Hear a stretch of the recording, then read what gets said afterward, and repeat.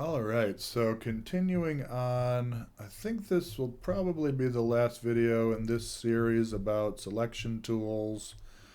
We have here figure standing in the street, and so we're going to start this one very much the same as what we did in the last video. Make a selection manually around the figure, leaving a bit of space, not super tight right up on the figure.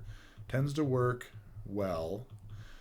Make a selection, and now instead of clicking remove, and let's actually click remove first, and then we'll see what that looks like, and then we'll do generative fill as a point of comparison. So we're clicking remove first and see what it comes up with. So here is the layer that it created. Looks like this, and you can see that it's taken the figure out, and it's figured out there's some plants there.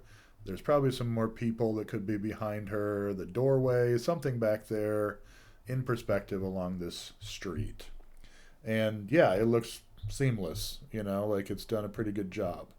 Sometimes using that approach of selecting the subject and just clicking remove could create a somewhat awkward result.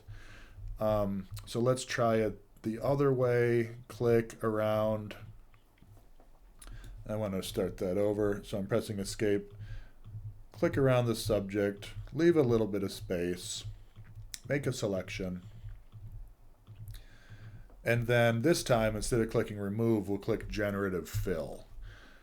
And we're not going to type anything in here. We'll get deeper into how to do all this generative AI stuff, but for now, just leave it blank and click generate. And this actually uses a different tool. It's using Adobe Firefly, which is primarily a text to image or image to image prompt driven AI tool. And you'll see that it gives you different options within properties.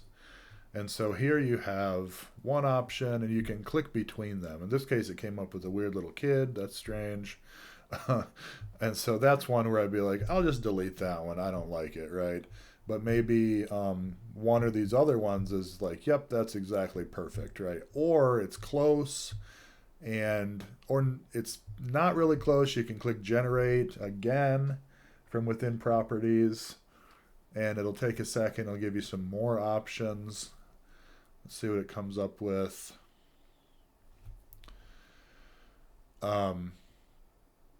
So here's a couple others, and yeah, you're clicking around until you find one that you're like, oh yeah, that's perfect, and maybe none of them are perfect and you keep trying.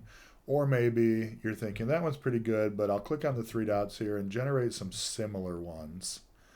And then it'll take the one that you liked most, and it'll give you another round of options. And then you might find one that you like a little bit better. And so let's see what we get. And so here's some, whatever, I like that one, let's say. And then from there, within our layers, we can collapse properties down. And now we have that layer, which is generative inside of Photoshop. And it does have a mask on it. And it's blending in, seamlessly through the magic of AI, essentially.